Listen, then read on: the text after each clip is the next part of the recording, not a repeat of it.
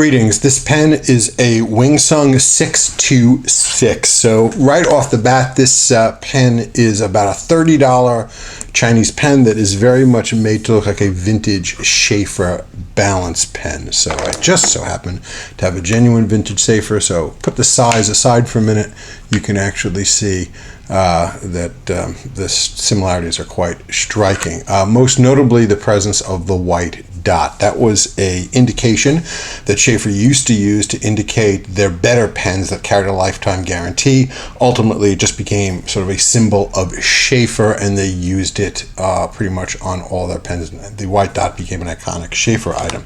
Here's a cheaper Sheaffer pen from the same era that does not have the white dot. So back in the day, this pen would have had a lifetime warranty, and this pen would not have. So this is a pretty nice pen. The acrylic material is quite attractive.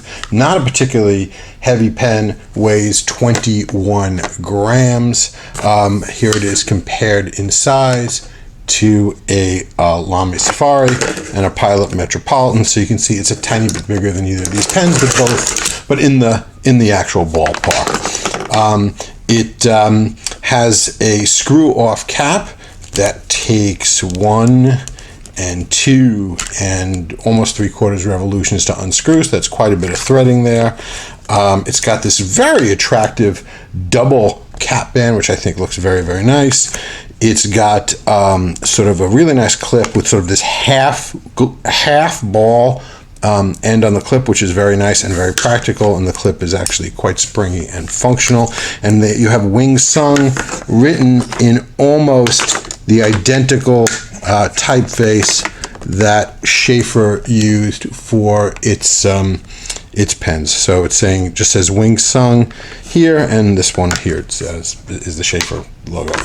So also it comes to sort of nice sort of points at the end. Again, this is what I would sometimes refer to as more of a torpedo shaped pen than a pure cigar shaped pen. And it's got this very, very nice a deep red acrylic material with white inclusions in it, and it sparkles quite nicely, as some would say. It has nice chatoyancy. It does post quite nicely, quite deeply, and quite securely. It's pretty long when posted, but certainly no weight problem there. The section is quite a small section, actually, but it is comfortable. These threads, although there's plenty of them, are very shallow and not obtrusive at all.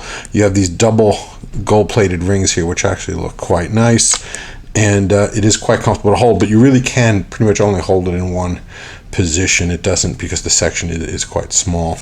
The nib is a very, very attractive nib. It's a two-toned nib. It's got the Wingsung logo. It says Wing S and an F for fine, and it's a two-tone nib with a heart-shaped breather hole, which always looks quite nice. And it's got an ordinary black plastic feed. So this is a pretty nice looking pen. Like I said, if you're a fan at all of the look of these vintage Sheaffers, you will definitely like this pen. It's a little, like I said, it's about a $30 pen. It's a little on the upper end of the inexpensive range for these imported Chinese pens. But that being said, it's still quite a nice pen, and it looks certainly sharp and looks great. But pens were meant to write. So we need to see how this pen writes. And we're going to find that out right now. Alrighty, folks. What we're writing with here is a Wingsung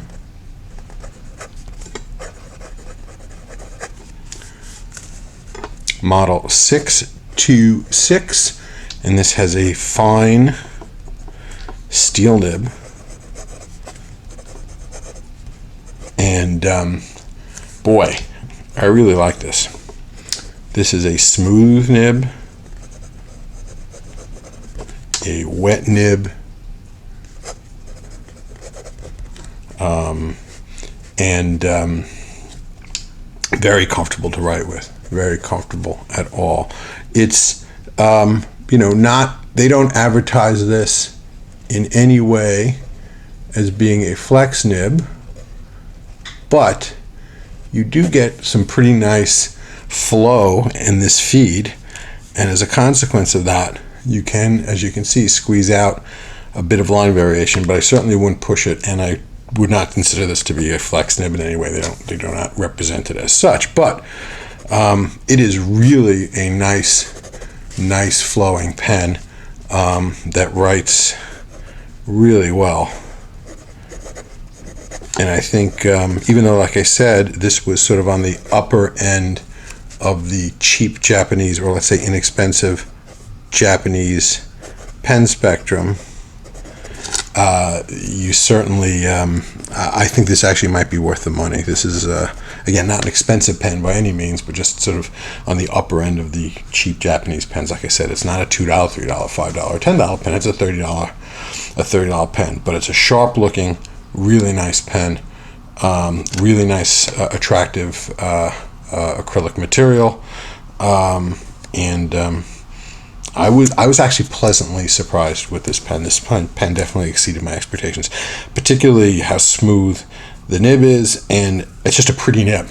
Like I said, it's definitely sort of an upgraded nib from the plain nibs that you typically get on your Wing Sungs and your Jin Haos, etc. So I was very, very, very pleased with this. As always with these inexpensive Chinese pens, what I did do before I inked this pen up for the very first time is remove the nib and feed. They pull right out. Rinse them off in a little soapy water, rinse it thoroughly, dry it thoroughly, and put it back in before I even tried inking it up at all. That's sort of my standard procedure for these Chinese pens, and it has saved me a lot of trouble since I've started doing that in terms of flow and whatnot. So I highly recommend that you proceed along those lines if you do end up getting this pen. Oh, we didn't talk about the filling mechanism, but as you suspect, it is a cartridge converter pen. It does come with this quite nice converter, which looks very much like a platinum converter, although that's not what it is. It is a standard international. You do also have this nice O-ring here, so you get sort of, you do have the metal against the plastic, which can sometimes be a little problematic. So the O-ring does give you that extra sort of level of, I guess, cushioning, I'd say, when you tighten it down. So that's actually a pleasant thing to see. So there is a couple little upgrades that you see on this pen above the normal, say, $10 Chinese pen. So good pen, like it a lot, very, very happy with it, and I think you will be as well. So moving on the pen, let's talk about this ink for a little bit. So what is this ink? This ink is J. Herbin